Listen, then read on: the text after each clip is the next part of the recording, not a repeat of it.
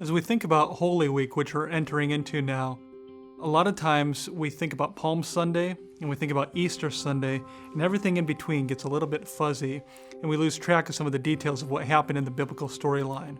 We decided to ask a number of New Testament scholars if they would help us out, provide some of the historical, cultural, theological background, the sort of things that we might miss as we're reading through the story. We want to take each day of the week and try to answer some of those questions.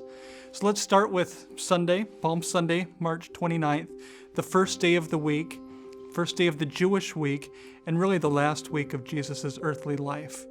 We call it Palm Sunday because a crowd of Jesus' disciples, his followers, along with these Galilean pilgrims in town for the Passover festivities, had spread their palm branches and their cloaks on the ground as Jesus made his triumphal entry into Jerusalem riding on a donkey.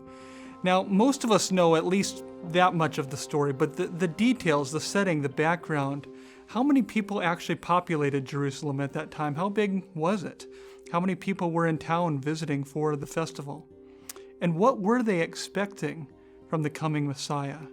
And what made this situation in particular, Jesus' actions, so volatile for the Jewish and the Roman leaders?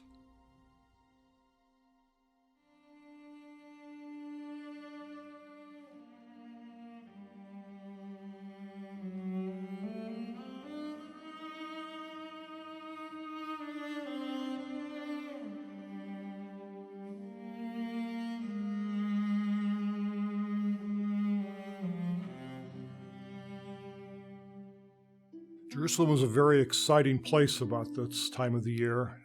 Passover is one of the great pilgrimage festivals for the Jewish people, and so a city that people estimate might have been around 40,000 would sometimes get to be 6 times that size at that time of the year as Jews flocked in from everywhere.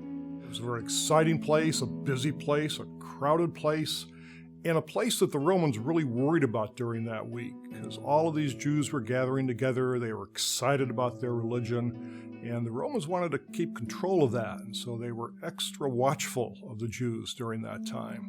The way Jesus entered the city, mounted on a donkey, fulfilling the prophecy in Zechariah that the Messianic King would enter the city of Jerusalem exactly in this way, was very significant. It also emulated the way King Solomon entered the city when he was declared king. So the message, visually and spiritually was unmistakable that here the Messianic King came to enter God's holy city, Jerusalem.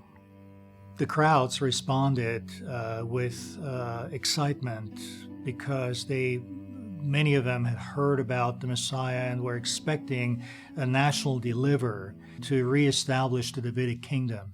And so Jesus is one who taught with authority, far exceeding their other religious teachers, is one who healed, who even raised the dead, very much looked like the part of the Messiah. And so they welcomed him and prepared the way for him as the Davidic king entering the holy city of Jerusalem. Jesus was entering into a very volatile situation then, and we could well understand how his entry into the city and some of the things that happened that week would have created a lot of concern for both Jews and Romans.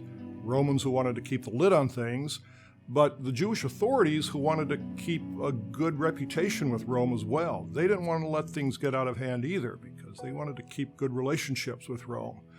And so it was a very pressurized situation for Jesus and his disciples during that week of what was called the Feast of the Unleavened Bread, culminating in Passover.